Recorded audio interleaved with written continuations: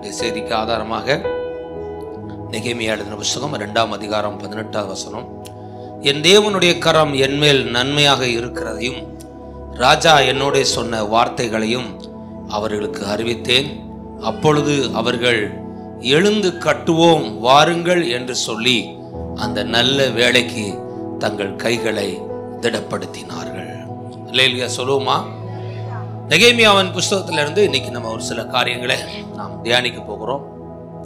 நெகேமியா அப்படின்னா என்ன அர்த்தம்னா, காட் கம்ஃபோர்ட்ஸ் அப்படின்னு அர்த்தம். தேவன் உங்களை ஆறுதல் படுத்துவார் அல்லது தேவன் உங்களை தேற்றுவார் அப்படின்னு அர்த்தம். அல்லேலூயா சொல்லுவோமா? நெகேமியானா என்ன அர்த்தமா? தேவன் உங்களை ஆறுதல் படுத்துவார் அல்லது என்ன செய்வாரா? தேற்றுவார். அல்லேலூயா சொல்லுவோமா? இந்த கால வேளையில அந்த ஆலயத்துக்குள்ள வந்திருக்க உங்களை பார்த்து ஆண்டவர் சொல்கிறார், நான் உங்களை ஆறுதல் படுத்துவேன், உங்களை தேற்றுவேன். உங்கள் துக்கங்கள் சந்தோஷமாய் மாறும், உங்கள் கவலைகள் மாறும், உங்கள் வருத்தங்கள் மாறும், உங்கள் கடினமான சூழ்நிலைகள் மாறும், உங்கள் சவாலான சூழ்நிலை மாறும். தேவன் உங்களை ஆற்றி தேற்றி அவர் அரவணைப்பார். ஆவியானவருக்கு இன்னொரு பெயர் என்னவா? தேற்றரவாளன். ஆவியானவருக்கு இன்னொரு பேர் என்னவருக்கு? தேற்றரவாளன். நம்முடைய ஆண்டவர் நம்மளை ஆற்றி தேற்றுகிற தேவனாக இருக்கிறார். நெகேமியானா தேவன் நம்மை தேற்றுவார் அப்படின்னு அர்த்தம். இந்த நெகேமியா பார்த்தீங்கன்னா அங்க மேதிய பெர்சிய சாம்ராஜ்யத்தினுடைய தலைநகரமாகிய சூசான்லே அர்த்தசஷ்டா அப்படின்னு ஒரு ராஜா இருக்கான். அந்த ராஜாவுக்கு பானபாத்திரக்காரனா வேலை பார்க்குறான். என்ன வேலை பார்க்குறான்? பானபாத்திரக்காரனா வேலை பார்க்குறான். இஸ்ரவேல் ஜனங்கள் இஸ்ரவேல் தேசத்தில் இருந்தாங்க. தேவனுக்கு பிரியமில்லாத காரியங்களை செய்து, பாவங்களை செய்து, விக்கிரகங்களை செய்து, தேவன் எத்தனையோ முறை அவங்க செய்த பாவங்களை கண்டிச்சு உணர்த்தியும் அந்த பாவத்திலிருந்து அவங்க வெளியே வராதனால பாபிலோன் தேசத்தார் கையில் ஆண்டவர் அவங்களை ஒப்பு கொடுத்தாரு. அவர்கள் சிறை பிடிக்கப்பட்டு அங்கே பாபிலோன் தேசத்திலே 70 வருஷம் அடிமைகளாக இருந்தாங்க. 70 வருஷம் முடிவிலே கோரேஸ் அப்படிங்கிற மன்னனை ஆண்டவர் எழுப்பினார். அந்த கோரேஸ் மன்னன் அந்த இஸ்ரவேல் ஜனங்களுக்கு விடுதலையை கொடுத்தான். இஸ்ரவேல் ஜனங்கள் விடுதலையாக்கப்பட்டு 3 குரூப்பா பாபிலோன் தேசத்திலிருந்து இஸ்ரவேல் தேசத்துக்கு வந்தார்கள். முதல் டீம் செருபாபேல் பிரதான ஆசாரனாகிய யோசுவா தலைமையில ஒரு டீம் என்ன செஞ்சாங்க? அங்க பாபிலோன்ல அடிமையில இருந்த ஜனங்கள் 70 வருஷத்துக்கு அப்புறம் எங்க வந்தாங்க? எருசலேமுக்கு வந்து அவர்கள் தேவனுடைய ஆலயத்தை கட்டினார்கள். அல்லேலூயா சொல்லுவோமா? இரண்டாவது டீம் எஸ்ராவோட தலைமையில பாபிலோன்ல இருந்து ஒரு டீம் என்ன செய்றாங்க? ஜனங்கள் எருசலேமுக்கு வந்து ஆவிக்குரிய புரட்சி, ஆவிக்குரிய எழுப்புதலை, சத்தியத்தின்படி நடக்கணும், வசனத்தின்படி நடக்கணும், அந்நிய திருமணங்களை என்ன செய்யணும்? மாற்றணும். ஆண்டோடைய பிள்ளைங்க, ஆண்டரை ஆராதிக்கிற பிள்ளைங்களை தான் என்ன செய்யணும்? திருமணம் செய்யணும்னு சொல்லி நிறைய ஆவிக்குரிய புரட்சிகளை எஸ்ரா தலைமையில ஆண்டவர் கொடுத்தார். அல்லேலூயா சொல்லுவோமா? மூன்றாவது எழுப்புதல் நெகேமியா மூலமாக அவரு கூட்ட ஜனங்கள், மீதம் இருந்த ஜனங்கள்லாம் என்ன செஞ்சாங்க? இங்க எருசலேமுக்கு வந்தார்கள், இஸ்ரவேல் தேசத்துக்கு வந்தார்கள், வந்து அலங்கத்தை கட்டி முடித்தார்கள்.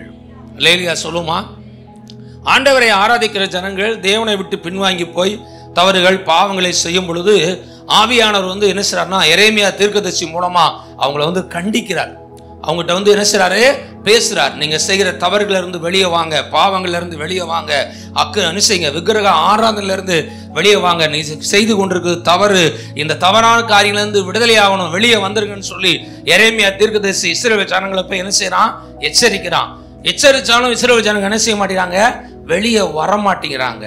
அப்ப அவன் சொல்றான், நீங்க விக்கிரகத்துல இருந்தும் இந்த பாவங்கள்ல இருந்தும் தேவனுக்கு பிரியமில்லாத காரியத்துல இருந்து நீங்க வெளியே வரலைன்னா ஆண்டவர் சொல்றாரு, நீங்கள் பாபிலோன் தேசத்துக்கு 70 வருஷம் அடிமைகளாகி போய் விடுவீர்கள் அப்படின்னு சொல்றான். அவன் சொன்ன தீர்க்கதரிசனத்தின்படியே பாபிலோன் தேசத்து ராஜாவாகிய நேபுகாத் நேச்சர் இஸ்ரவேலுக்கு விரோதமா யுத்தத்துக்கு வந்து யுத்தத்துல இஸ்ரவேலை ஜெயிச்சு அங்க இருந்த ஜனங்களை பூரா அடிமைகளாய் பிடிச்சு கொண்டு போய் 70 வருஷம் எங்க வச்சிடறான்? அங்க பாபிலோன் தேசத்திலே வைத்து விடுகிறான். ஆண்டவர் ஆராதிக்கிற பிள்ளைங்க வாழ்க்கையில குறை இல்லாதவங்க யாருமே கிடையாது. எல்லாருக்குள்ளேயும் குறை இருக்கு, எல்லாருக்குள்ளேயும் தவறுகள் இருக்கு. ஆவியானவர் உங்களை உணர்த்தினார்னா, உங்க கூட ஆண்டவர் பேசினார்னா அந்த குறையில இருந்து வெளியே வந்துடணும். இல்லையா சொல்லுவோமா? தேவனுக்கு பிரியமில்லாத காரியங்கள், பழக்கங்கள், சுபாவங்கள் என்னென்ன ஆண்டவர் உங்கள்கிட்ட பேசுறாரோ என்ன சோதனையில விழுந்துடலாம், சாத்தானுடைய கிரியில போய் விழுந்துடலாம், தேவனுக்கு பிரியமில்லாத காரியத்தை செய்து கொண்டிருக்கலாம். ஆனா ஆண்டவர் உங்கள்கிட்ட பேசினாருன்னா அதுல இருந்து என்ன செஞ்சிடணும்? கொஞ்சம் கொஞ்சமா வெளியே வந்துடணும், விடுதலை ஆயிடணும். அப்படி இல்லைன்னா ஒரு சிலருக்கு அடி கிடைக்குது, ஒரு சிலருக்கு அடி கிடைக்க மாட்டேங்குது. அடி கிடைச்சிச்சுன்னா நீங்க சந்தோஷப்படுங்க. அல்லேலூயா சொல்லுமா? ஏன் தெரியுமா? உங்க மேல ஆண்டவர் என்ன செய்றாரு? பிரியமா இருக்காருன்னு அர்த்தம். அல்லேலூயா சொல்லுங்க. ஆமா. அடி கிடைக்கலன்னா என்ன அர்த்தம்? உன்னை கண்டுக்கலன்னு அர்த்தம். இல்லையா? வீட்டில் பிள்ளை கண்ணு முன்னாடியே தப்பு பண்ணுது. தப்பு பண்ணா உண்மையான தாய் தகப்பனா இருந்தா என்ன செய்வாங்க? போய் கட்டாயம் அடிப்பாங்க. அதுவே மற்ற சொந்தக்காரங்களா இருந்தா என்ன செய்வாங்க? பார்த்துட்டு வளர்த்துருக்காங்க யாரு பிள்ளைய, குட்டிச்சவர் மாதிரி அப்படின்னு பார்த்துட்டு போயிடுவாங்க. ஏன்? அவங்க அடுத்த ஆளு. ஆனா உண்மை உள்ள தாய் தகப்ப என்ன செய்வாங்க? கண்டிப்பாங்க. அது போல ஆண்டவர் என்ன செஞ்சாரு? இஸ்ரவேல் ஜனங்களை கண்டிச்சாரு. இஸ்ரவேல் ஜனங்கள் 70 வருஷம் அடிமைகளா இருந்தார்கள். ஆண்டோடைய பிள்ளைங்க வாழ்க்கையில தேவன் எச்சரிக்கும் பொழுது நம்ம அதுல இருந்து விலகிட்டீங்கன்னா கர்த்தர் உங்களை ஆசீர்வதிச்சிருவாரு.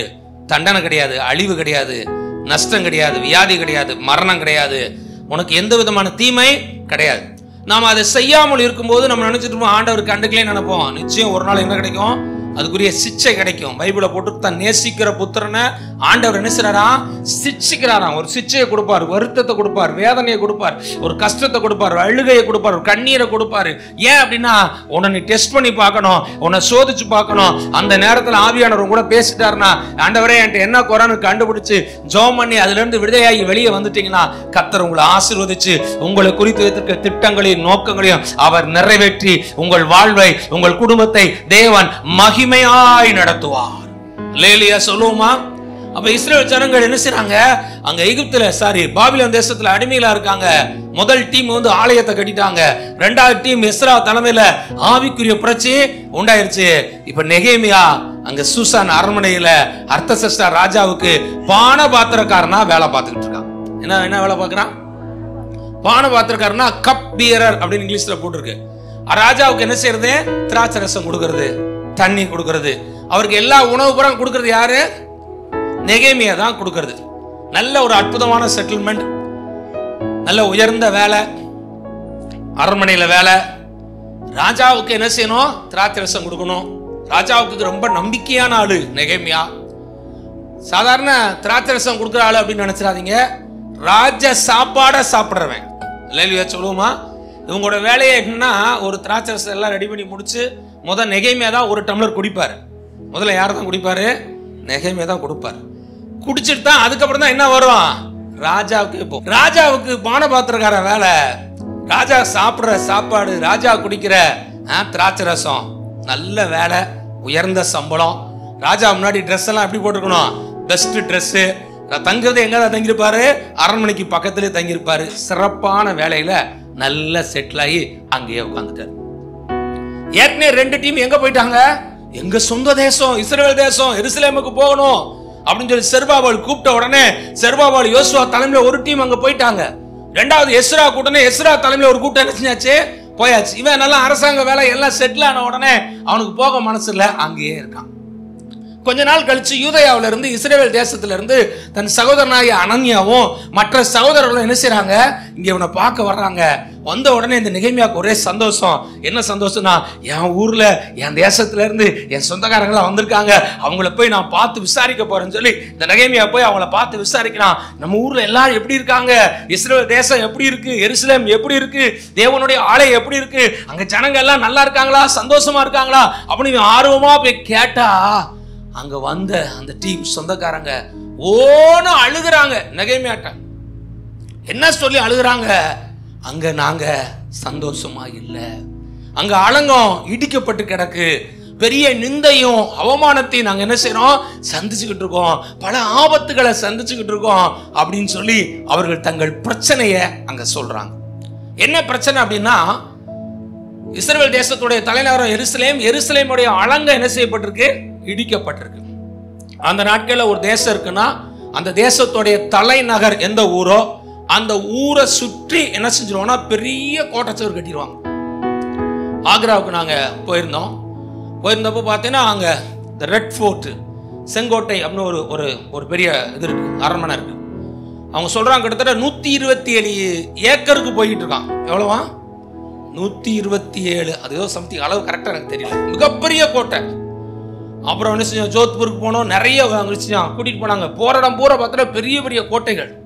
அந்த அரண்மனை நடுவில் இருக்கும். சுத்தி பார்த்தீங்கன்னா பெரிய கோட்டைச்சுவர் இருக்கும். அந்த கோட்டைச்சுவர் மேல பார்த்தீங்கன்னா ஆட்கள் நிக்கலாம், அங்க இருந்து ஆளு யார் வரான்னு பார்க்கலாம், வில் வீரர்கள் நிக்கலாம். அந்த மாதிரி பெரிய கோட்டைச்சுவர் அங்க இருக்கு. எதுக்காக அப்படி கட்டி வைக்கிறாங்கன்னா, தலைநகர்ல தான் யார் இருப்பா? ராஜா இருப்பார், முக்கியமான மந்திரிகள்லாம் இருப்பாங்க. எல்லா ராணுவ தளவாடங்கள்லாம் அங்கதான் இருக்கும். ராஜாவோட கஜானா அங்கதான் இருக்கும். அரண்மனையோட கஜானா பூரா அங்கதான் இருக்கும். அதெல்லாம் என்ன செய்யணும்? பாதுகாக்கப்படணும்னா கோட்டச்சவர் இருக்கணும். கோட்டச்சவர் இல்லைன்னா என்ன ஆகுனா, நைட்ல தூங்கிட்டு இருப்பாங்க. பக்கத்து தேசத்தார், எதிரியார், திருட்டு கூட்டம் நினைச்சுவாங்க, நைட்ல திடுதிருன்னு வருவாங்க. யுத்தம் பண்ற மாதிரி வந்து எல்லாரையும் அடிச்சு வெட்டி இருக்கிறத நினைச்சுவாங்க, அள்ளிட்டு போயிருவாங்க. அவங்கள ஜெயிக்க முடியாது. பாபிலோன் தேசத்து ராஜா நேபுகாத்நேச்சர் யுத்தத்துக்கு வந்தப்ப 70 வருஷத்துக்கு முன்னாடி இந்த அலங்கத்தை பூரா இடிச்சுட்டான். கோட்டச்சவரை ஃபுல்லா இடிச்சு அக்னினால சுட்டரிச்சுட்டான். அதனால மறுபடியும் என்ன செய்யல? கட்டல. ஆலயம் கட்டியாச்சு, ஆவிக்குரிய எழுப்புதல் வந்துருச்சு. ஆனா என்ன இல்ல? அலங்க இல்ல. அலங்க இல்லாதனால பாதுகாப்பு இல்ல. பாதுகாப்பு இல்லாதனால மனுஷனாங்களா நிந்தையும் அவமானத்தையும் கஷ்டத்தையும் துன்பத்தையும் நாங்க சந்திச்சுக்கிட்டு இருக்கோம்னு சொல்லி நெகேமியாட்ட போய் சொல்றாங்க. பைபிள்ல போட்டிருக்கு இந்த வார்த்தைய. நெகேமியா கேட்ட உடனே மிகவும் பாரப்பட்டு சில நாட்கள் தேவ சமூகத்துல போய் உட்கார்ந்து அவன் ஜெபம் பண்ணி உபவாசம் பண்ணி தேவனை நோக்கி ஜெபிக்கிறான். இல்லையா சொல்லுமா? நெகேமியா ஜெபிக்கிற தேவ மனுஷன். தன்னுடைய தேசம் இப்படி இருக்கு, தன்னுடைய பட்டணம் இப்படி இருக்கிறது, தன்னுடைய ஜனங்கள் இப்படி இருக்காங்கன்னு தெரிஞ்ச உடனே அதை கேட்டுக்கிட்டு அவன் சும்மா இல்ல, அழுது உபவாசம் பண்ணி ஜெபம் பண்ணிட்டு இருக்கானா. இல்லையா சொல்லுமா? நமக்குள்ளாக ஆவிக்குரிய பாரம் இருக்க வேண்டும். என்ன பாரம் இருக்கணும்? ஆவிக்குரிய பாரம். அவனுக்கு அலங்கத்தின் பாரம், நமக்கு என்ன பாரம்? ஆவிக்குரிய பாரம். நமக்கு என்ன ஆவிக்குரிய பாரம்னா, இன்னைக்கு நம்ம செத்தா எங்க போவோம்? பரலோகம் போயிருவேன்னு சொல்றவங்க அல்லேலியா சொல்லுங்க. சர்ச்சுக்கு வரதான ஒரே நோக்கம் என்ன தெரியுமா? நல்லா தெரிஞ்சுக்கோங்க. சர்ச்சுக்கு வரான நோக்கம் நகை வாங்கணும், பணம் வாங்கணும், இடம் வாங்கணும், வேலை வாங்கணும், ஜங்கிலி வாங்கணும், பறக்க ஜங்கிலி வாங்கணும், அதுக்கு கிடையாது. சர்ச்சுக்கு வர்ற நோக்கமே நித்திய நரகத்துக்கு போகாமல் நித்திய பரலோகத்துக்கு போறதுதான் சர்ச்சுக்கு வர்றோம். அல்லேலூயா. இயேசு கிறிஸ்து எதுக்காக சிலுவையில செத்தாரு? நம்முடைய பாவங்களை மன்னித்து, நம்முடைய பாவங்களை கழுவி, நம்முடைய அக்கிரமங்களை கழுவி, நம்முடைய பாவத்துக்கான தண்டனை அவர் ஏற்றுக்கொண்டு நாம் நரகத்துக்கு போகாமல் பரலோகத்துக்கு கூட்டிட்டு போறதுக்காக தான் இயேசு வந்தார். அல்லேலூயா சொல்லுமா? இப்ப சொல்லுங்க, இன்னைக்கு செத்தால் நான் பரலோகம் போயிருவேன்னு சொல்றேங்க. ஒரு அல்லேலூயா சொல்லுங்க. இன்னும் கொஞ்சம் பேர் யோசிக்க தான் செய்யறாங்க. அது பாஸ்டர் போயிடலாம், இருந்தாலும் கொஞ்சம் இன்னும் கொஞ்சம் வாழ்க்கையில ஓட்ட உடசெல்லாம் இருக்கு. அதெல்லாம் ஆண்டவர் பார்த்தாருன்னா கூட்டிட்டு போவாரா, கூட்டிட்டு போக மாட்டாரான்னு தெரியல. எதுக்கு கையை வேற தூக்கிட்டு அப்படின்னு யோசிச்சுறாங்க. நமக்குள்ள ஆவிக்குரிய பாரம் இருக்கணும். ஆவிக்குரிய பாரம்னா என்ன அப்படின்னா, இன்னைக்கு நம்ம ரட்சிக்கப்பட்டோம், ஞானஸ்நானம் எடுத்துட்டோம், ஆண்டவருடைய பிள்ளையா மாறிட்டோம், இன்னைக்கு நம்ம செத்தாலும் பரலோகம் போவோம். ஆனா இன்னைக்கு இயேசுநாதர் வந்தா என்ன ஆகும்? நாம பரலோகம் போயிருவோம். இயேசுவை அறியாதவர்கள், ரட்சிக்கப்படாதவர்கள், ஆண்டவர் அறியாத உன் ஜாதி, உன் ஜனம், உன் சொந்தம், உன் ஏரியா மக்கள், உன் இன மக்கள், உன் பட்டணத்தின் மக்கள், உன் மாநிலத்தின் மக்கள், உன் தேசத்தின் மக்கள் எவ்வளவு பேர் இருக்காங்க. பைபிள்ல போட்டிருக்க ஆண்டவர் சொன்னார், நானே வழி, நானே சத்தியம், நானே ஜீவன், என்னை இல்லாமல் ஒருவனும் பரலோகத்துக்கு போக முடியாது. இயேசுவை ஏற்றுக்கொள்ளலைன்னா அந்த மனுஷன் எங்க போவான்? நரகத்துக்கு போவான்னு பைபிள்ல போட்டிருக்கு. அப்ப நரகத்தை நோக்கி போய்கிட்டு இருக்க இந்த ஜனங்களுக்காக நீங்கள் நானும் பாரப்பட்டு ஜெபிக்கணும். என்ன ஜெபிக்கணும்? நெகேமியா போல, ஆண்டவரே என் தேசத்துக்காக ஜெபிக்கிறேன், என் இனத்துக்காக ஜெபிக்கிறேன், என் ஜனங்களுக்காக ஜெபிக்கிறேன், என் சொந்தத்துக்காக ஜெபிக்கிறேன், என்னுடைய ஆண்டவரே பட்டணத்தின் மக்களுக்காக ஜெபிக்கிறேன். இந்த ஜனங்கள் சந்திக்கப்படட்டும், ரட்சிக்கப்படட்டும், நரகத்துக்கு போயிடக்கூடாது, பரலோகத்துக்கு வரணும் ஆண்டவரேன்னு ஜெபிக்கணுமா? அல்லேலூயா சொல்லுமா? ஒரு நிமிஷம் ஜெபிப்போமா? எல்லா வலதுகை உயர்த்தி ஜெபம் பண்ணுங்க. இயேசுவின் நாமத்தினாலே ஆண்டவரே எங்கள் பட்டணத்துக்காக நாங்கள் ஜெபிக்கிறோம். ஆண்டவரே இந்த மதுரை பட்டணத்தில் பெரிய அறுவடையை உண்டாக்குவீராக. இந்த பட்டணத்தில் ரட்சிக்கப்படாத ஒவ்வொரு மக்களை ஆண்டவரை சந்திப்பீராக. தமிழ்நாட்டிலே ரட்சிக்கப்படாதவர்களை சந்திப்பீராக. இந்தியாவிலே ரட்சிக்கப்படாதவர்களை கர்த்தர் சந்திப்பீராக. இயேசுவின் நாமத்தினாலே ரட்சிக்கப்படாத ஒவ்வொரு ஜனங்களை ஆண்டவரே நீர் சந்தித்து ரட்சித்து உம்முடைய பிள்ளைகளாய் மாற்றி ஆண்டவரே இந்த ஜனங்கள் நரகத்துக்கு போகாதபடிக்கு பரலோகத்துக்கு வருவதற்கு தேவன் நீர் உதவி செய்யும்படியாய் ஜெபிக்கிறோம். இயேசுவின் நாமத்தில் ஜெபிக்கிறோம் நல்ல பிதாவே. ஆண்டவர் நோக்கி ஜெபம் பண்றான். என்ன ஜெபம் பண்றான் பாருங்க. நெகேமியா 1:5 11 வசனம் வரைக்கும் வாசிக்க போறோம். 6 வசனம். பரலோகத்தின் தேவனாகிய கர்த்தாவே, உம்மில் அன்பு கூர்ந்து உம்முடைய கற்பனைகளை கை கொள்கிறவர்களுக்கு உடன்படிக்கையும் கிருபையும் காக்கிற மகத்துவத்தையும் பயங்கரமான தேவனே, உமது அடியராகிய இஸ்ரவேல் புத்திரருக்காக இன்று இரவும் பகலும் உமக்கு முன்பாக மன்றாடி, இஸ்ரவேல் புத்திரராகிய நாங்கள் உமக்கு விரோதமாக செய்த பாவங்களை அறிக்கையிடுகிற அடியனுக்கு ஜெபத்தை கேட்கிறதற்கு உம்முடைய செவி கவனித்தும் உம்முடைய கண்கள் திறந்தும் இருப்பதாக. நானும் என் தகப்பன் வீடாரும் பாவம் செய்தோம். நாங்கள் உமக்கு முன்பாக மிகவும் கெட்டவர்களாய் நடந்தோம். நீர் உம்முடைய தாசனாகிய மோசேக்கு கற்பித்த கற்பனைகளையும் கட்டளைகளையும் நியாயங்களையும் கை கொள்ளாதே போனோம். நீங்கள் கட்டளையை மீறினால் நான் உங்களை ஜாதிகளுக்குள்ளே சிதறடிப்பேன் என்றும், நீங்கள் என்னிடத்தில் திரும்பி என் கற்பனைகளை கைக்கொண்டு அவைகளின்படி செய்வீர்களானால் உங்களிலே தள்ளுண்டு போனவர்கள் வானத்தின் கடையாந்தரங்கள் இருந்தாலும் நான் அங்கே இருந்து அவர்களை சேர்த்து என் நாமம் விளங்கும்படி நான் தெரிந்து கொண்ட ஸ்தலத்துக்கு அவர்களை கொண்டு வருவேன் என்றும் தேவரீர் உம்முடைய தாசனாகிய மோசேக்கு கட்டளையிட்ட வார்த்தையை நினைத்தருளும்.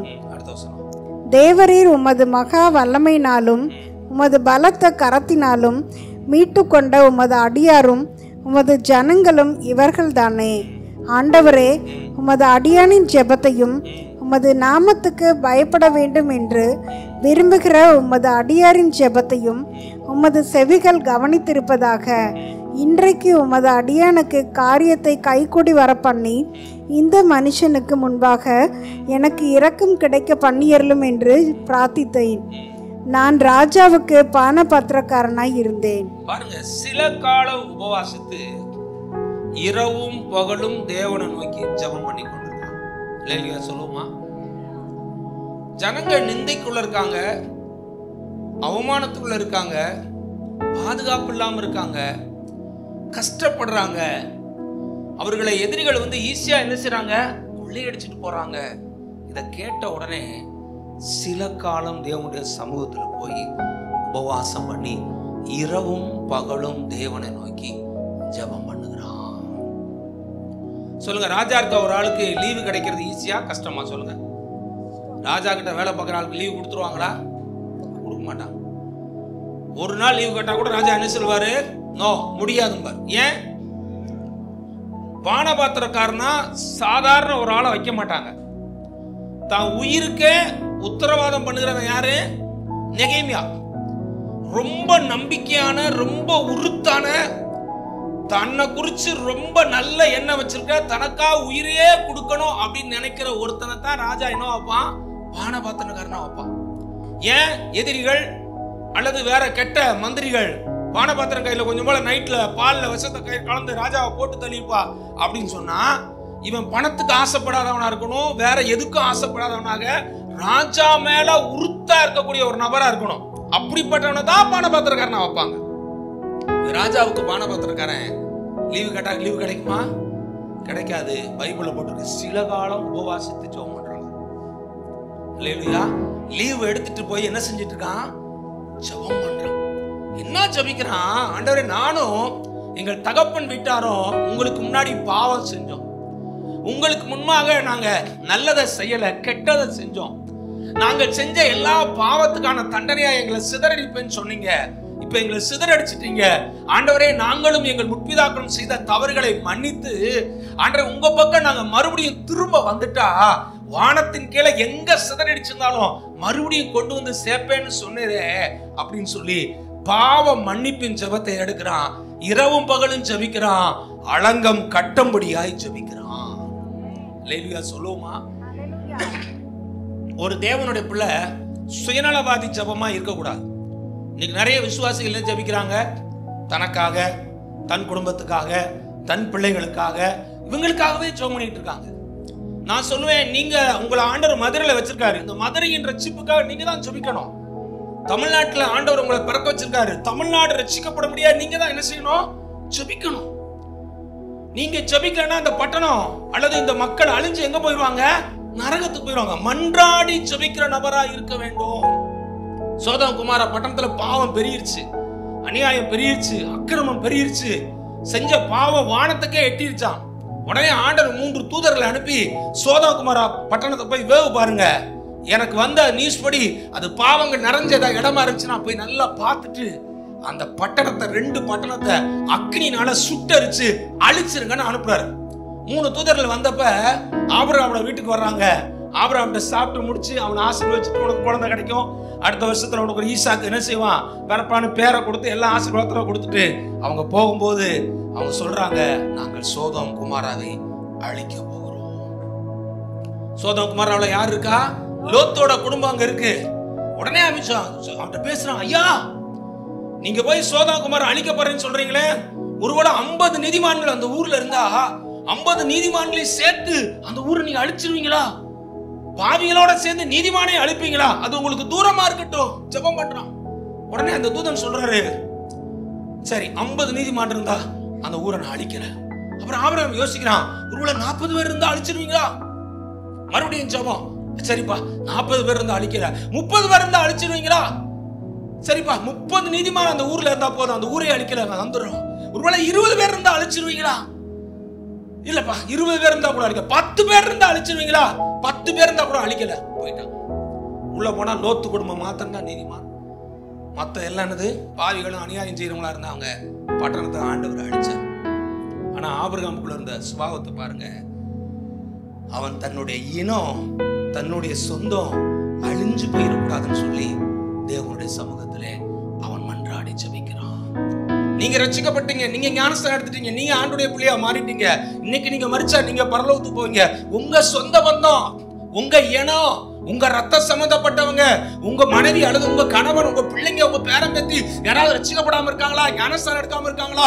ஆண்டவருடைய பிள்ளையா அவங்க இன்னும் மாறாம இருக்காங்களா? அவங்க நரகத்துக்கு போனாங்கன்னா ஆண்டவர் உங்ககிட்ட தான் கணக்கு கேட்பாரு. நீங்களும் நானும் அவர்களுக்காக நெகேமியாவை போல தேவ சமூகத்திலே உபவாசம் பண்ணி இரவும் பகலும் ஆண்டவரே அவங்களை ரட்சிங்க, சந்திங்க, ஆண்டவரே அவங்களை ஆலயத்துக்கு கொண்டு வாங்க நீங்கள் ஜெபம் பண்ணினார் தேவன் உங்கள் ஜெபத்தை கேட்டு அங்க ஒரு பெரிய ரட்சிப்பை கட்டளையிடுவார்.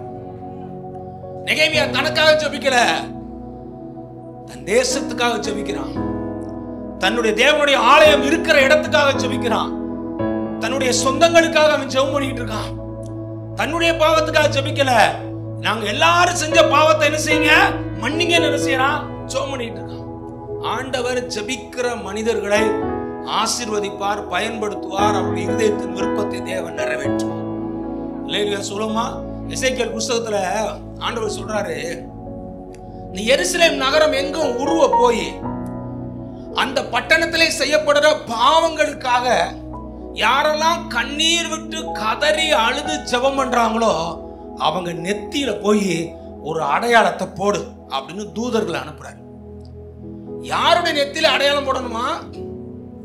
அந்த பட்டணத்துல செய்யப்படுற மத்தவங்க செய்யற பாவம், அநியாயம், அக்கிரமம், விபச்சாரம், வேசித்தனம், அந்நிய வழிபாட்டின் கிரியைகள், ஆண்டவர் புரியுமில்லாத காரியங்களை செய்கிற அந்த பாவம் செய்கிற அந்த ஜனங்களுடைய பாவங்களை ஆண்டவர் மன்னிக்கும்படியாக யாரெல்லாம் தங்க வீட்டில் உட்கார்ந்து கதறி அழுது ஆண்டவரே எங்க பட்டணத்தார் செய்கிற தவறுகளை, பாவங்களை, அக்கிரமங்களை, மீறுதல்களை நீங்க மன்னிச்சு அவங்களை ரட்சித்து ஆண்டவரை உங்களுக்கு பிரியமா மாத்துங்கன்னு சொல்லி யாரெல்லாம் கண்ணீர் விட்டு கதறி அழுது மற்றவர்களுக்காய் அழுது ஜெபிக்கிறாங்களோ அவங்க நெத்தியில போய் அடையாளம் போடு. அல்லேலூயா சொல்லுவோமா? அப்ப இன்னைக்கு ஆண்டவர் எப்படிப்பட்ட ஆட்களை தேடுறாரு? தனக்காக ஜெபிக்கிறவங்க மாத்திரம் அல்ல, மற்றவர்களுக்காக ஜெபிக்கணும். பக்கத்துல கையை பிடிச்சு சொல்லுங்க, நீங்க உங்களுக்காக மாத்திரம் ஜெபிக்காதீங்க, பட்டணத்துக்காக ஜெபிங்க, மாநிலத்துக்காக ஜெபம் பண்ணுங்க, தேசத்துக்காக ஜெபம் பண்ணுங்க, ரட்சிப்புக்காக ஜெபம் பண்ணுங்க. கர்த்தர் உங்களை ஆசீர்வதிப்பார்னு சொல்லுங்க. இல்லையா சொல்லுமா? நெகேமியா என்ன செய்யறான்? ஆண்டவரே தேசத்துக்காக ஜெபிக்கிறான். ஆண்டவரே இரவும் பகலும் ஆண்டோடைய சமூகத்துல உட்கார்ந்து அவன் ஜெபம் பண்றான். ஜெபம் பண்ணி முடிச்சிட்டு என்ன பிளான் பண்றான்? நான் போய் அலங்கத்தை கட்டுவேன். இல்லையா சொல்லுமா? மனசு என்ன பிளான் பண்ணிட்டான்? நான் போய் என்ன செய்யணும்? அலங்கத்தை கட்டுவேன். ஏங்க அலங்கத்தை கட்டுறதுக்கு இவனுக்கு என்னங்க தகுதி இருக்கு சொல்லுங்க? வேண்ட பணம் இருக்கா? அல்லது ஒரு பெரிய ஆளா? ராஜா கிட்ட வேலை பார்த்தாலும் என்ன வேலை தான் பார்க்குறான்? சும்மா வான பார்த்துக்க, தம்பி திராட்சம் கொடு, டீ கொடு, சும்மா அவர் கேட்கறத எடுத்து, அவ்வளவுதான். இந்த வேலை தான். ராஜா கிட்ட போய் அலங்கத்தை கட்ட போறேன் அப்படின்னு அவ்வளவு பெரிய ப்ராஜெக்ட சொல்ல முடியுமா? சொல்ல முடியாது. முதல்ல அவனுக்கு லீவே தர மாட்டாங்க. சாதாரண ஆளுதான். ஆனா அவன் உள்ளத்துல ஜெபமும் பாரமும் தரிசனமும் வந்த உடனே தேவன் அவனை கொண்டு அலங்கத்தை கட்டி முடித்தார். நான் சொல்லுவேன், உன்னை சாதாரண நினைக்காத, உன் குடும்பத்துல உன்னை சாதாரண நினைக்காத, உன் ஏரியாவில் உன்னை சாதாரண நினைக்காத, உன் இனத்துல உன்னை சாதாரண நினைக்காத. நீ ஜெபம் பண்ணினா போதும், கர்த்தர் உன்னை கொண்டு நிறைய ஆத்துமாக்கள் ரட்சிக்கப்பட, நிறைய பேர் ஆண்டவரை ஏற்றுக்கொள்ள, உன் மூலமாய் திரள் கூட்டம் பரலோகத்துக்கு வருவதற்கு தேவன் உன்னை வல்லமையா எடுத்து பயன்படுத்துவார். ஜெபிக்கிற நெகேமியாக்களை தேவன் இன்றைக்கு தேடி கொண்டிருக்கிறார். லேலியா சொல்லுமா, உங்களை சாதாரண நினைச்சிடாதீங்க. நீங்க சாதாரண ஆள் தாங்க. ஆனா உலகத்தில் இருப்பவனை காட்டில உனக்குள்ள இருக்க இயேசு பெரியவர். உன்னை ஆண்டவர் தேர்ந்தெடுத்திருக்காரு, உனக்குள்ள ஆண்டவர் இருக்காரு. உன்னை கொண்டு பெரிய எழுப்புதல் நிச்சயம் நடக்கும். என்ன சொல்றான், கடைசியா சொல்றான், என்ன ஜெபம் பண்றான் பாருங்க. ஆண்டவரே, எல்லாம் ஜெபம் பண்ணி முடிச்சிட்டு, இந்த மனுஷன் கண்ணுல எனக்கு என்ன கிடைக்கணும்? தயவு கிடைக்கணும் ஆண்டவரே. 11 போடுங்க பாப்பா அந்த வசனத்தை. இந்த மனுஷனுக்கு முன்பாக எனக்கு என்ன செய்யுங்க? இரக்கம் கிடைக்க பண்ணி அருளுங்க என்று பிரார்த்தித்தான். ராஜா கண்ணுல என்ன கிடைக்கணும்? தயவு கிடைக்கணும். ராஜா மனசு மாறணும். அவருக்கு எனக்கு வாய்ப்பை என்ன செய்யணும்? கொடுக்கணும். ஜெபம் பண்ணிட்டே இருக்கான் ராஜாவுக்காக. ஆண்டவரே, ராஜாவுக்காக ஜெபிக்கிறேன். ஆண்டவரே, அலங்கத்தை கட்டுறதுக்கு எனக்கு லீவு கிடைக்கணும். லீவு மட்டும் கிடைச்சா போதாது, பணமும் எனக்கு கிடைக்கணும். பணம் மட்டும் கிடைச்சா போதாது, லெட்டரும் என்ன செய்யணும்? கிடைக்கணும். லெட்டர் மட்டும் கிடைச்சா போதா, அங்க மரம் வெட்டுறதுக்கு அங்க யார் இருக்கா எல்லாம் விசாரிச்சான். முதைய பக்காவா பிளான் பண்ணி வச்சிருக்கான். அங்க மரம் வெட்டுறதுக்கு அங்க மலைகளுக்குலாம் ஒருத்தன் இருக்கான், ஆசாப்னு ஒருத்தன். அவன் தான் லீடர். அவன் பேரை தெரிஞ்சு வச்சிருக்கான். போற வழியில என்னென்ன தேசாதிபதிகளா இருக்காங்க, மொத்த பிளான முதைய எழுதி ரெடி பண்ணிட்டான்.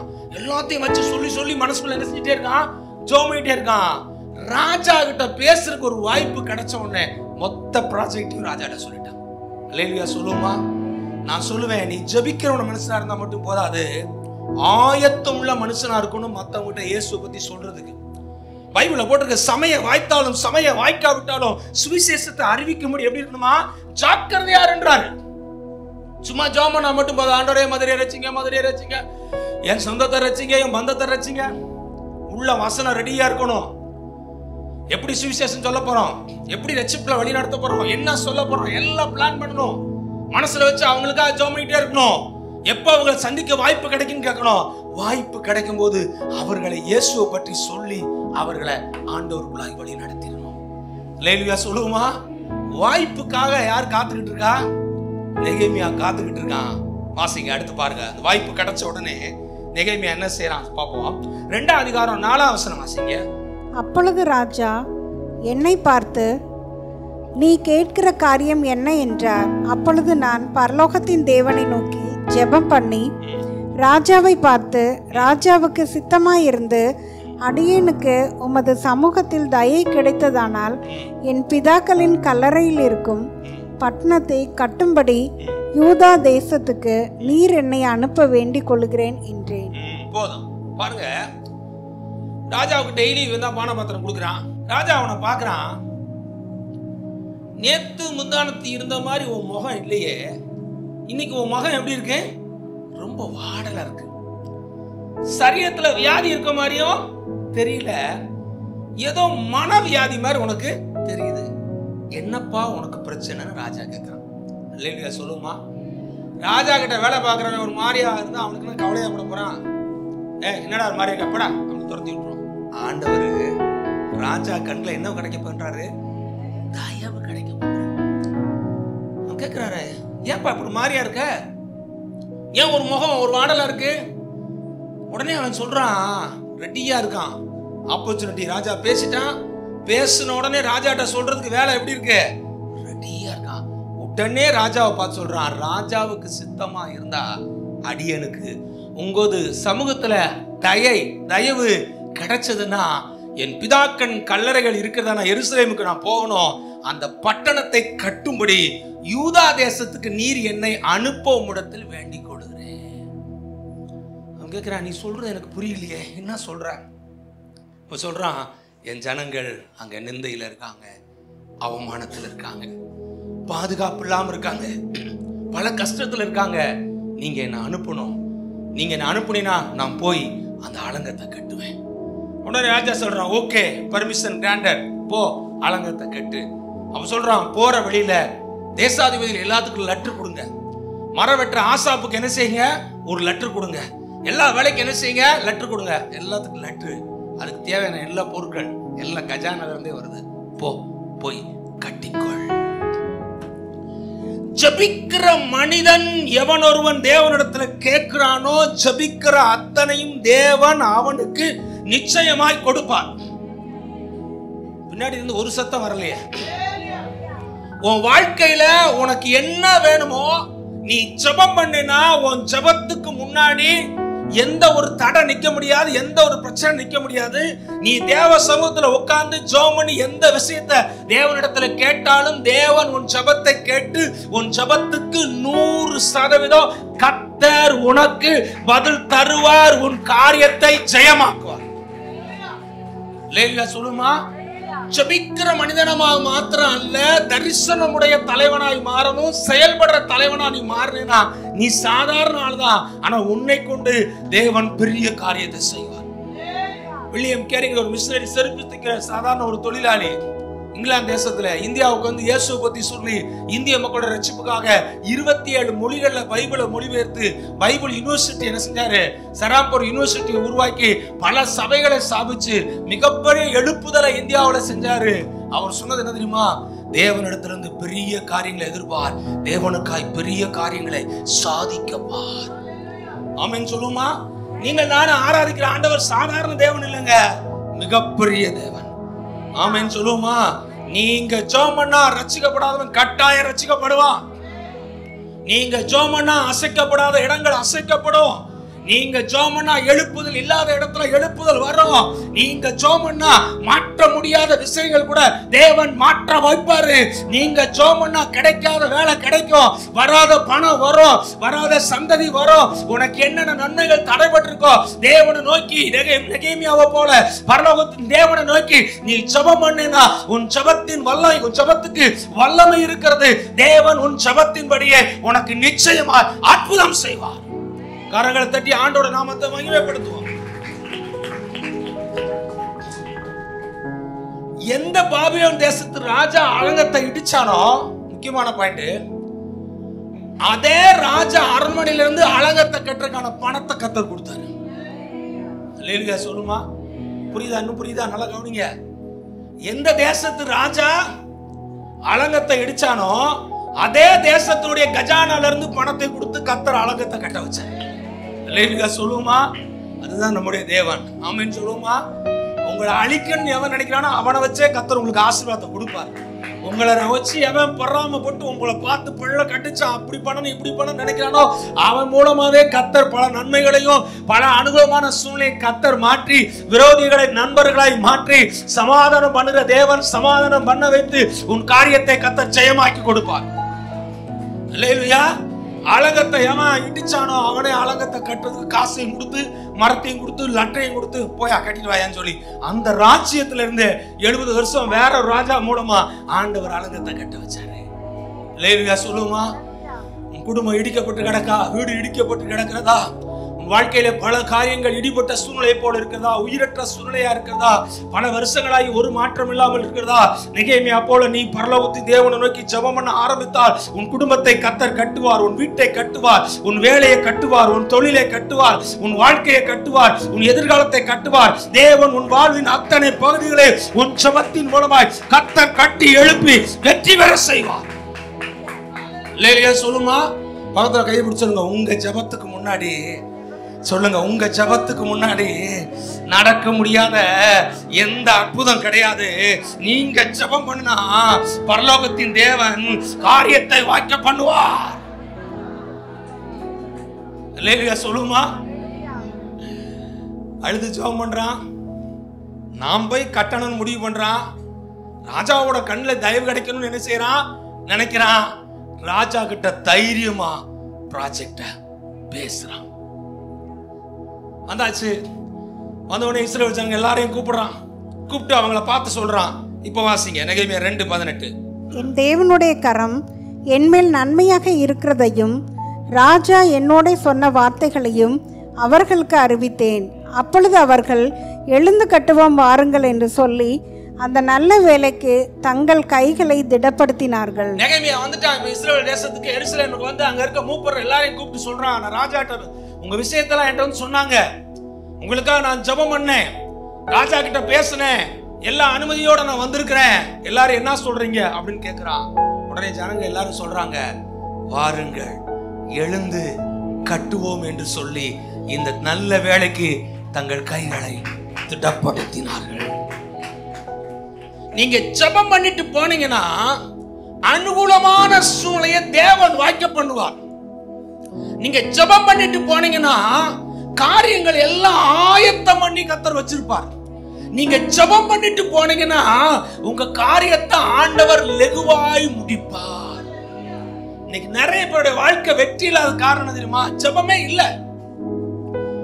ஜெபம் பண்ணி எதையும் செய்யறது இல்ல, வேதம் வாசிச்சு எதையும் செய்யறது இல்ல, ஆண்டவர்கிட்ட சொல்லி எதுவும் செய்யல. சும்மா மனசு மாம்சம் என்ன விரும்புது அதை செய்யுமா, அதை செய்யுமா, அந்த பிளானா அந்த பிளானா, அந்த வேலையா அந்த வேலையா, அந்த தொழிலா அந்த தொழிலா, அசால்ட் ஆயிராங்க. நான் சொல்லுவேன், நீ ஜெபம் பண்ணிட்டு செய். உன் தேவன் இல்லாம உனக்கு வெற்றி இல்லை. ஜெபம் இல்லாமல் உனக்கு வெற்றி இல்லை. தேவன் உன் கூட இல்லைன்னா காரிய சித்தி நடக்காது, கட்ட முடியாது. தேவனை நோக்கி ஜெபம் பண்ணிட்டு நீ போனேனா கர்த்தர் சொல்றார், உன் காரியத்தை நான் வாய்க்க பண்ணுவேன். இல்லையா சொல்லுமா? உங்க விஷயம் எதுவா இருந்தாலும் சரி ஜெபம் பண்ணி செய்யுங்க, கர்த்தர் வாய்க்க பண்ணிடுவார். நெகேமியா ஒரு முறை கூட இஸ்ரவேல் தேசத்துல இங்க இருந்த மக்கள் பார்த்தவங்க கிடையாது. ஏன்னா அவன் அங்கேயே பிறந்தவன். நெகேமியா அங்க வரும்போது கிட்டத்தட்ட 40 வயசு, 70 வருஷம் ஆச்சு. அவங்க முன்னோர்கள் அங்க போய் அங்க பிறந்து அங்க வளர்ந்தவன். இவன் ஒத்தாளா வந்து சொல்றான், நான் அலங்கத்தை கட்ட போறேன்றான். என்ன செஞ்சிருப்பாங்க மற்றவங்களா இருந்தா? நீ இஸ்ரவேலனா, எங்க வேலை பார்த்த? ஓ அந்த பானை பார்த்திருக்கான, என்ன விஷயம், நீ என்ன அலங்கத்தை கட்ட போற அப்படின்னு சொல்லியிருப்பாங்க. ஆனா அவன் ஜெபம் பண்ணிட்டு வந்ததுனால அவங்க இருதயத்தெல்லாம் கர்த்தர் ஆயத்தப்படுத்தி வச்சிருந்தாங்க. நான் சொல்லுவேன், நீங்க ஜெபிச்சுட்டு ஒரு இடத்துக்கு போனீங்கன்னா அங்க இருக்க அதிகாரியுடைய கண்கள்ல தேவன் கிருபை கிடைக்க வைப்பார். எந்த ஒரு காரியமா இருந்தாலும் சரி ஜெபம் பண்ணிட்டு நீங்க போய் பாருங்களேன். ஆண்டவரே நான் வேலைக்கு போறேன், எனக்கு வேலை கிடைக்கணும், உட்காருவேன், அதுக்காக ஜெபம் பண்ணுங்க. காலையில ஜெபம் பண்ணுங்க, மத்தியானம் ஜெபம் பண்ணுங்க, நைட்டு ஜெபம் பண்ணுங்க. வாசல் தரங்க, நன்மையை கொடுங்க, நன்மையானதை செய்யுங்க, எனக்கு அற்புதம் செய்யுங்க. நீங்க ஜெபம் பண்ணிட்டு போங்க. அதுக்காக ஒரு 7 நாள் ஜெபம் பண்ணுங்க, 21 நாள் ஜெபம் பண்ணுங்க, அதிகாலை ஜெபம் பண்ணுங்க, நைட்டு ஜெபம் பண்ணுங்க. ஏதாவது டைம் வச்சு தேவ சமூகத்துல உட்கார்ந்து நெகேமியா போல ஜெபம் பண்ணிட்டு நீங்க அந்த இடத்துக்கு போங்க. கர்த்தர் அங்க இருதயத்தை ரெடி பண்ணி வச்சிருப்பாரு. இல்லைங்க சொல்லுமா? கர்த்தர் ரெடியா வச்சிருப்பாரு. அடுத்த நாளே அற்புதம் நடக்கும்.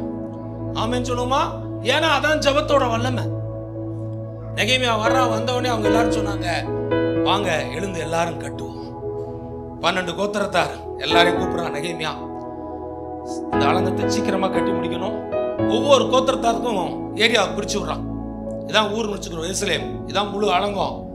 இங்க இருந்து இது வரைக்கும் நீங்க கட்டணும், இங்க இருந்து இது வரைக்கும் நீங்க கட்டணும், இங்க இருந்து இது வரைக்கும் நீங்க கட்டணும். எல்லாருக்கும் ஏரியா பிரிச்சு கொடுத்துட்டான். அவங்கவுங்க அந்த ஏரியால என்ன செய்யுங்க, கட்டிட்டே வந்து எல்லாம் என்ன செஞ்சுங்க, ஒன்னா இணைச்சு அலங்கத்தை கட்டி முடிச்சிடும். முழு தேசத்தாரும் ஒருவனப்பட்டவர்களாக நெகேமியாவோட இணைஞ்சு செயல்படுறதுக்கு ஆயத்தம் ஆயிட்டாங்க. இல்லையா சொல்லுமா?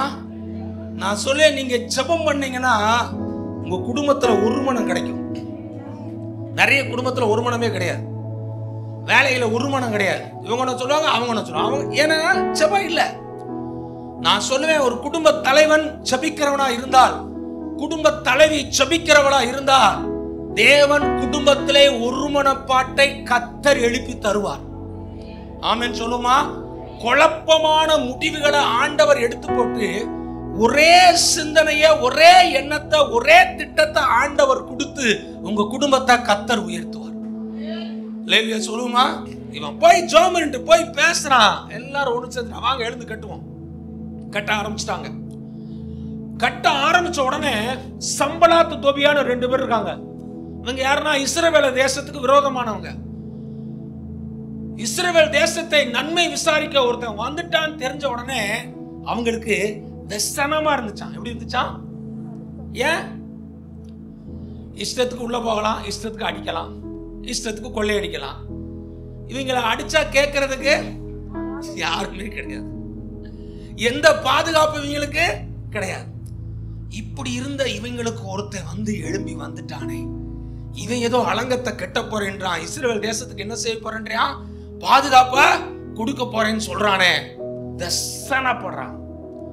அதுக்கப்புறம் அவங்க சொல்றாங்க, என்னது நெகேமியா அலங்கத்தை கட்டுறானா, அது 2 நரிபோய் ஏறி போச்சுன்னா அந்த அலங்க இடிச்சு கீழே விழுந்துரும். என்னமோ அலங்கத்தை கட்டுறான், யானு கேட்டுவான், அவனால என்ன பெருசா கட்ட போறான் அப்படின்னு சொன்னான். நான் சொல்லுவேன், உங்க வாழ்க்கையில நீங்க உயர்ந்து வரும் பொழுது உங்கள் உயர்வுக்கு விரோதமாய், உங்க எதிர்காலத்துக்கு விரோதமாய், உங்க தொழிலுக்கு விரோதமா, குடும்பத்துக்கு விரோதமா 4 பேரு என்னதான் பேசுவான், கெட்டதா தான் பேசுவான். நீங்க என்ன செஞ்சிடக்கூடாது, சோர்ந்து போயிடக்கூடாது. எல்லாரும் உங்களை உற்சாகப்படுத்துவான்னு நினைக்க கூடாது. கூடயே இருப்பான், உங்களை இழுத்து போடுற மாதிரியே பேசுவாங்க. என்ன செய்வாங்களா, தூக்கி விடுறதுக்கு இன்னைக்கு யாருமே ஆள் கிடையாது. எங்க போய் பாருங்க, கூட பிறந்தவனா இருப்பான், நல்லா தான் நம்மகிட்ட பேசுறமா இருப்பான், அதுலயே பார்ப்பாங்க நம்மளோட உயர்ந்து வந்துடும் போனது, உன்னை எப்படியோ கீழே தள்ளி விடணுமே. சொந்தக்காரங்களா இருப்பாங்க, நம்மகிட்ட நல்லா தான் பேசுவான், ஓ இடம் வாங்கிட்டாங்களா, அது பண்ணிட்டாங்களோ, இது பண்ணது சரியில்லையே, அது எப்படியா இழுத்து கீழே போட்டுறணுமே. இன்னைக்கு உலகம் எப்படித்தான் இருக்கும், உங்களை குறை தான் பேசும். நீங்க என்ன ப்ராஜெக்ட் பண்ணாலும் அந்த ப்ராஜெக்ட் என்ன செய்வாங்க, குறை தான் பேசுவாங்க. இது எப்படி நடக்கும், அது எப்படி நடக்கும், அது எப்படி, இது எப்படி, நீங்க ஒன்றும் பெருசா செஞ்சிட மாட்டீங்க, நீங்க ஒன்றும் பெருசா இப்படியே தான் பிசாசு பேசிக்கிட்டே இருப்பான். நான் சொல்லுவேன், அவிசுவாச வார்த்தைக்கு ஜெபிக்கிற தேவ மனுஷன் செவி கொடுக்க மாட்டான். லேலியா சொல்லுங்க, வளைய சொல்லுங்க, இயேசுவின் நாமத்தினாலே என்னை குறித்து, என் குடும்பத்தை குறித்து, என் வேலையை குறித்து, என் தொழிலை குறித்து யார் அவிசுவாசமாய் பேசினாலும் இயேசுவின் நாமத்தினாலே சம்பளா துனியாவோட சத்தத்தை இயேசுவின் நாமத்தினாலே விசுவாசிக்க மாட்டேன், அவைகளை புறக்கணிக்கிறேன். லேலியா சொல்லுமா, அதை பத்தி அவன் கவலைப்படவே இல்லை. அப்புறம் நெகேமியாவுக்கு ஒரு சத்தம் சொல்றாங்க, செய்தி, ஐயா நம்ம தேசத்துக்கு வரமா யுத்தத்துக்கு வர போறாங்களோ, தேசத்துக்கு வரமா என்ன வரப்பாங்க. உடனே எல்லாரும் பயந்துட்டாங்க, நெகேமியா எப்படி நம்ம அலங்கத்தை கட்டுற, யுத்தத்துக்கு வந்துட்டா. டேய் எல்லாரும் ஆளுக்கு ஒரு பட்டயத்தை பின்னாடி வச்சுக்கோ, இந்த கையில கொத்தனார் கரண்டியை வச்சுக்கோ. என்ன பிரகாசையா, கையில என்ன செய்யணும், கொத்தனார் கரண்டியை கையில வச்சுக்கோ. இந்த பக்கம் அலங்கத்தை கட்டி, இந்த பக்கம் என்ன செஞ்சுக்கோ, ஒரு பட்டயத்தை எடுத்து வச்சுக்கோ. யுத்தத்துக்கு வந்தானா கொத்தனார் கரண்டியை கீழே போட்டு எதை எடுத்துரு, பட்டயத்தை எடுத்து யுத்தத்துக்கு போறது கிடையாது. அல்லேலூயா. வளரும் போதுதான் என்ன வரும், யுத்தமே வரும். இப்பதான் எழும்பி வந்துடலான்னு ஏதாவது ஒண்ணு செஞ்சு நல்லா வந்துடலான்னு நினைப்பீங்க, அப்பதான் என்ன வரும், பெரிய யுத்தம் போல தடை, பிரச்சனை, நஷ்டம், இழப்பு, பிசாசு கொண்டு வர முயற்சி பண்ணுவான். சோர்ந்து போயிடக்கூடாது. அப்படின்னு அர்த்தம், வேலையும் செய்யணும், யுத்த ஜெபமும் பண்ணணும், எல்லாத்துக்கும் ரெடியாவும் இருக்கணும், எப்பயும் ஆயத்தமா இருக்கணும். சொல்லுமா, முதல்ல அவிசுவாச வார்த்தை பேசினாங்க, சம்பளாத்தும் தொபியாவும் நெகேமியா அசைக்க முடியல. 2வது சொல்றாங்க யுத்தத்துக்கு வர போறேன்றாங்க, அதுக்கும் அசையல, அதுக்கு ரெடி ஆயிட்டான். 3வது பார்த்தாங்க, இந்த நெகேமியாவை போட்டு தள்ளிட்டோம்னா வேலை முடிஞ்சிச்சு. உடனே ஒரு லெட்டர் அனுப்புறாங்க, நெகேமியா உன் கூட நாங்க தனியா ஒரு விஷயத்தை பேச வேண்டியிருக்கு, நீ நடுராத்துல இந்த இடத்துக்கு நீ மட்டும் தனியாவா. எதுக்கு, உன்னை ஒரு ஆளை போட்டாச்சுன்னா வேலை முடிஞ்சு, ரொம்ப பண்ணிக்கிட்டு இருக்கு. நெகேமியா அவங்களுக்கு பதில் சொல்றான், நான் பெரிய வேலை செஞ்சுக்கிட்டு இருக்கேன், அங்கெல்லாம் வர முடியாது சொல்லுப்பா. லேலியா சொல்லுமா, அவங்களுக்கு ரொம்ப கோவம் வந்துச்சு. உடனே ஒரு ஆசாரியனை கூப்பிட்டு அவன்கிட்ட ஒரு லெட்டர் எழுதி அனுப்புறாங்க, நெகேமியா நீ தேவாலயத்துக்கு வா, நைட்டு தேவாலயத்துல நைட்ல உன் கூட நாங்க ஒரு விஷயம் பேச வேண்டியிருக்கு. எங்க வரவா, அவன் சொல்றான், நான் செய்ய வேண்டிய வேலை எப்படி இருக்கு, நான் பெரிய வேலை செஞ்சுக்கிட்டு இருக்கேன், அங்க எல்லாம் வர முடியாது, போயிட்டு வாங்கன்னு சொல்லிட்டான். லேலியா சொல்லுமா, அவிசுவாச வார்த்தைக்கு பயப்படல, யுத்தத்தின் செய்திக்கு பயப்படல, அவனை கொன்றலான்னு பார்த்தாங்க, அதுக்கும் பயப்படல. அப்புறம் பார்த்தாங்க ராஜாவுக்கு லெட்டர் அனுப்பிச்சிட்டாங்க. யாருக்கு அனுப்புறாங்க, ராஜா இவங்க ஏதோ அரண்மனையை கட்டுறாங்க, அழகத்தை கட்டுறாங்க, தனியா யாரோ ராஜா ஒண்ணு நியமிக்க போறாங்க, யாரோ ஒருத்தர் நெகேமியான்னு வந்திருக்கான், அவன் தான் இங்க ராஜாவை மாறி உங்களுக்கு விரோதமா யுத்தத்துக்கு வர போறாங்க, நம்ம ராஜ்யத்துக்கு விரோதமா கலகம் பண்ண முடியாது ஒருத்தன் வந்திருக்கான், அங்க அனுப்புறாங்க. உடனே வேலை என்ன செஞ்சாகணும், நுப்பாட்டணும். ஆண்டவர் பாருங்க, அனுப்பிச்சு வச்சோடனே அவன் அனுப்பிச்சு விட்டுருக்கான், அங்கதான் வந்திருக்கு. அதையும் முடிக்க முடியல, கர்த்தருடைய கரம் நெகேமியா மேல இருந்துச்சு. 52 நாளுக்குள்ளாக அலங்கத்தை கட்டி முடித்து வெற்றி பெற்றான். எடுத்து வாசிப்போம். நெகேமியா எழுதின புத்தகம் 6ஆம் அதிகாரம் 15ஆம் வசனம். அப்படியே அலங்கமானது 52 நாளைக்குள்ளே கட்டப்பட்டு ஏலூல் மாதம் 25ஆம் தேதியிலே முடிந்தது. அப்படியே அலங்கமானது 52 நாளைக்குள்ளே கட்டப்பட்டு 7ஆம் மாதம் 25ஆம் தேதியிலே அலங்கம் கட்டி முடிக்கப்பட்டது. அல்லேலூயா சொல்லுமா. 52 மாசம் கூட ஆகல, 52 நாட்களுக்குள்ளாக அலங்கம் முழுவதுமாய் கட்டி அது முடிக்கப்பட்டு ஆண்டவர் அவர்களுக்கு ஜெயத்தையும் வெற்றியையும் கர்த்தர் கொடுத்தார். அடுத்த வசனத்தை வாசிங்க. 16. எங்கள் பகைஞர் எல்லாரும் அதை கேட்ட போதும் எங்கள் சுற்றுப்புறத்தாராகிய புறஜாதியான அனைவரும் கண்ட போதும் மிகவும் முனையற்று போய். பாருங்க, மிகவும் முனையற்று போய். முனையற்று போய் என்ன அர்த்தம் சொல்லுங்க? தோத்து போய் இனிமே ஒண்ணுமே செய்ய முடியாதே. இனிமே என்ன செய்ய முடியாதே? ஒண்ணுமே செய்ய முடியாதே. இது வரைக்கும் இவங்களுக்கு விரோதமா என்னென்னமோ பண்ணிக்கிட்டு இருந்தோம், இனிமே என்ன செய்ய முடியாது? முனையற்று போய் இந்த கிரியை எங்கள் தேவனால் கைகூடி வந்தது என்று அவர்கள் அறிந்து கொண்டார்கள். அல்லேலூயா சொல்லுமா. கர்த்தர் சொல்றார், உன் குடும்பத்தை கட்டுவேன், உன் அலங்கத்தை கட்டுவேன், உன் வாழ்க்கையை கட்டுவேன், உன் வேலையை கட்டுவேன், உன் வாழ்வினுடைய அத்தனை காரியங்களை தேவன் கட்டி எழுப்புவார். உனக்கு விரோதமா எத்தனை ஆயுதங்கள் வந்தாலும், எத்தனை தடைகள் வந்தாலும், எத்தனை போராட்டங்கள் வந்தாலும் ஆண்டவர் அத்தனை மாற்றி போட்டு உன் கூட தேவன் இருந்து உன் காரியத்தை ஜெயமாக்கி உன் எதிராளிகள் முனையற்று போகத்தக்கதாக உன் தேவனுடைய கரம் உன்மேல் இருந்து அந்த காரியம் வாய்த்தது என்று சொல்லத்தக்கதாக கர்த்தர் ஜெயமாக்கி கொடுப்பார். எழுந்து நிற்போம், கண்களை மூடி ஜெபம் செய்வோமாக. நன்றி ஆண்டவரே, நன்றி ஆண்டவரே, நன்றி ஆண்டவரே. ஹல்லேலூயா, ஹல்லேலூயா, ஹல்லேலூயா, ஹல்லேலூயா, ஹல்லேலூயா, ஹல்லேலூயா, ஹல்லேலூயா, ஹல்லேலூயா, ஹல்லேலூயா. நெகேமியாக்குள்ள இருந்த அபிஷேகம், நெகேமியாக்குள்ள இருந்த ஜெப ஆவி, நெகேமியாக்குள்ள இருந்த ஜெப வல்லமை, நெகேமியாக்குள்ள இருந்த ஜெப அக்கினி ஒவ்வொருத்தருக்குள்ளாக இப்பொழுது அக்கினியா இறங்கி வரட்டும், அனலா இறங்கி வரட்டும். தேவனுடைய ஜெப ஆவி, ஜெப அபிஷேகம் அலங்கத்தை கட்டுகிற, குடும்பத்தை கட்டுகிற, வாழ்க்கையை கட்டுகிற ஓ அபிஷேகத்தினாலே பிள்ளைகளை நிரப்புவீராக.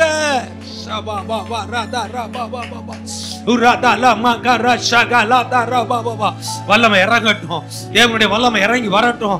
ஒவ்வொருத்தர் வேலையும் ஓ கட்டுகிற அபிஷேகம், தடைகளை உடைக்கிற அபிஷேகம், எழும்புகிற அபிஷேகம், ஜெயிக்கிற அபிஷேகம் ஓ ரிபாலா தரமா கரபா ஒவ்வொருத்தர் மேலையும் ஓ தேவனுடைய அபிஷேகம் இறங்கட்டும்.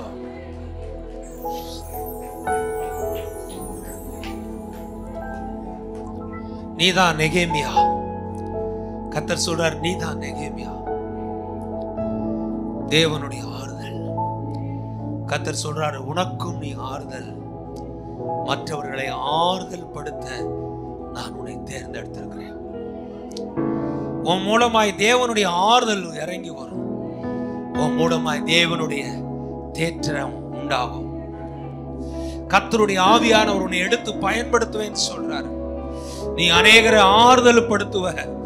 உன் வாயிலிருந்து வருகிற வார்த்தைகள் உப்பினால் சாரம் ஏற்றப்பட்டதா இருக்கும், அது கிருபையினால் நிறைந்த வார்த்தையா இருக்கும். வாயில வருகிற வார்த்தை அநேக குடும்பங்களை, அநேக நபர்களை கட்டி எழுப்புறதுக்கு ஒரு நெகேமியாவாக நான் உன்னை எடுத்து பயன்படுத்துவேன். நெகேமியா தேவனுடைய பாரமுடையவனா இருந்தான். ஜனங்க நிந்தையிலையும் அவமானத்திலையும் கஷ்டத்திலையும் பிரச்சனையிலும் கிடைக்கிறத பார்த்த உடனே எனக்கு ஒன்றும் பிரச்சனை இல்லையே, நான் ராஜா கிட்ட இருக்கேன், ராஜா சாப்பாடை வச்சுக்கிட்டு நான் சந்தோஷமா தானே இருக்கேன், எனக்கு ஒன்றும் பிரச்சனை இல்லை அப்படின்னு அவன் நினைக்கல. தன்னுடைய பட்டணத்துக்காக ஜெபம் பண்ணா, தன் தேசத்துக்காக ஜெபம் பண்ணா, தன் இனத்துக்காக ஜெபம் பண்ணா, அவர்கள் மீட்புக்காக ஜெபித்தான்.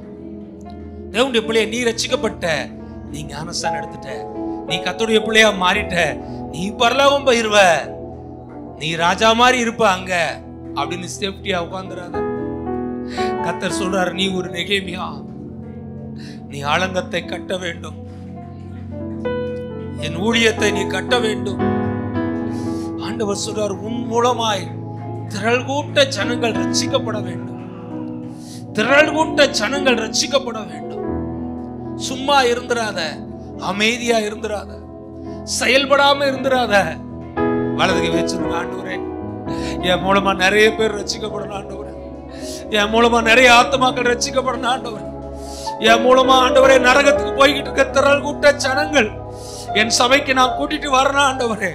நான் ஊழிய செய்யணும் ஆண்டவரே. இரவும் பகலும் ஜெபம் பண்றான். ஜபிக்கிறவ மட்டும் இல்ல, மனசுல செயல்பட ரெடியானா. நான் போய் அலங்கத்தை கட்டுவேன்னு சொன்னான். தேவனுடைய பிள்ளை இன்னைக்கு ஒரு தீர்மானம் எடுக்க போறோம். ஆண்டவரே, அழிஞ்சு போற ஆத்துமாக்களுக்காக ஜெபம் பண்ணுவேன். ஜபிக்கிறது மட்டும் இல்ல, அந்த ஆத்துமாக்களை உங்ககிட்ட நான் கூட்டிட்டு வருவேன். உங்க ராஜ்யத்தை கட்டுவதற்கு, இந்த ஊழியத்தை கட்டுவதற்கு, இந்த சபையை கட்டுவதற்கு என்ன ஒரு ஆசீர்வாதத்தின் வாய்க்காலாய் கர்த்தர் எடுத்து பயன்படுத்துவீராக. ராஜாவோட கண்ணுல தயவு கிடைக்கணும் ஜெபம் பண்ணான். ஜெபம் பண்ணுங்க, ஆண்டவரே நான் போறெல்லாம் தயவு கிடைக்கணும்ப்பா. நான் யாரெல்லாம் பார்த்து பேசுறனோ, இயேசுவை பத்தி சொல்றனோ, என்ன ப்ராஜெக்ட் அவங்க முன்னாடி வைக்கிறனோ, ஒருத்தர் கூட நோ சொல்லக்கூடாது. எனக்கு தயவு கிடைச்சு, நெகேமியாவுக்கு ராஜாவோட கண்ணுல தயவு கிடைச்சு காரியம் வாய்க்க பண்ணது போல சொல்லுங்க. ஆண்டவரே, என் காரியத்தை வாய்க்க பண்ணுங்க ஆண்டவரே. சொல்லுங்க, என் காரியத்தை வாய்க்க பண்ணுங்க ஆண்டவரே. இனிமே நான் ஜெபிச்சு எல்லா காரியத்தை செய்வேன். ஜெபம் பண்ணி எல்லா காரியத்தை செய்வேன். ஜெபிக்கிற என் காரியத்தை கர்த்தர் ஜெயமாக்கி தருவீராக. பிசாசு சொல்லுவான், அதெல்லாம் நடக்காதுன்னு சொல்லுவான்.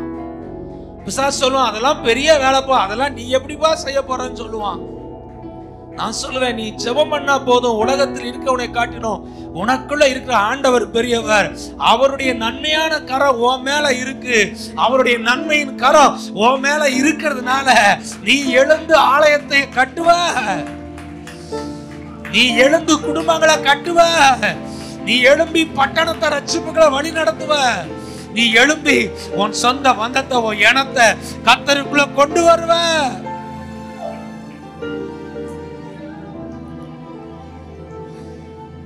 நெகேமியா வாய்ப்புக்காக காத்துக்கிட்டு இருந்தான்.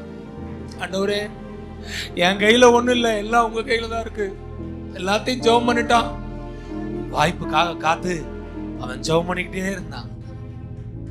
வாய்ப்புக்காக அவன் காத்து ஜெபம் பண்ணிட்டு இருக்கும் பொழுது வாய்ப்பு கிடைச்ச உடனே தன்னுடைய திட்டத்தை சொன்னா.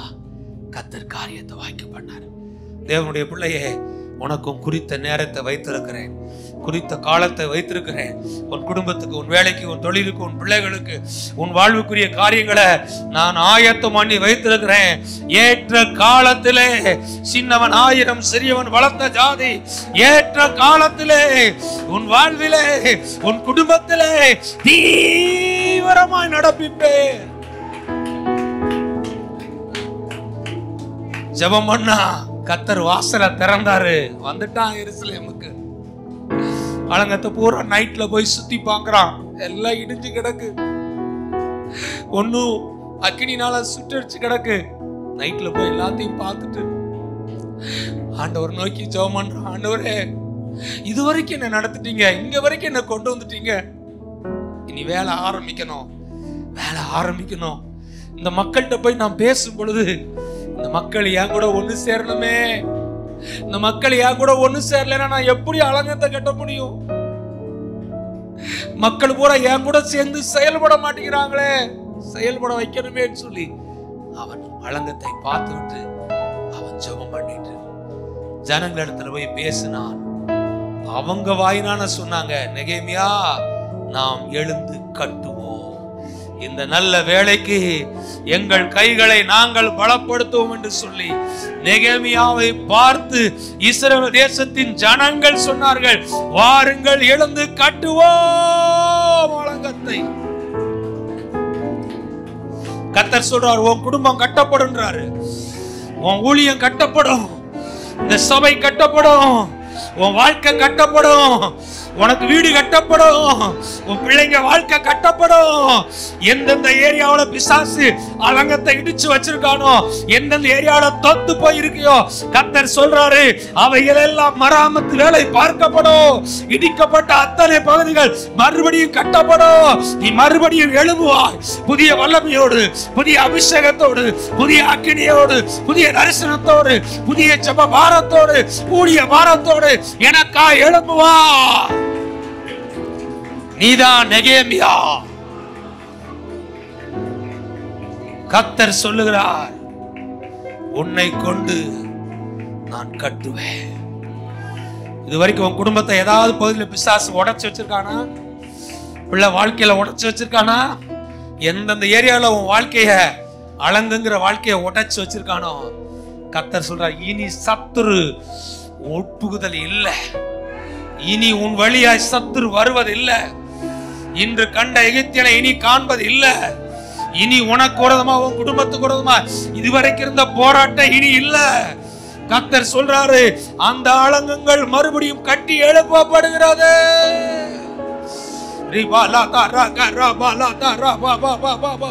இந்த வாரம் அற்புதத்தின் வாரம், இந்த வாரம் அதிசயத்தின் வாரம். வருகின்ற வாரத்தில் கர்த்தருடைய ஆவியானவர் சொல்லுகிறார், உன் அலங்கத்தை கட்டி எழுப்புவேன், உன் குடும்பத்தை கட்டி எழுப்புவேன், உன் வாழ்வை கட்டி எழுப்புவேன், உன் வீடு கட்டி எழுப்பப்படும்.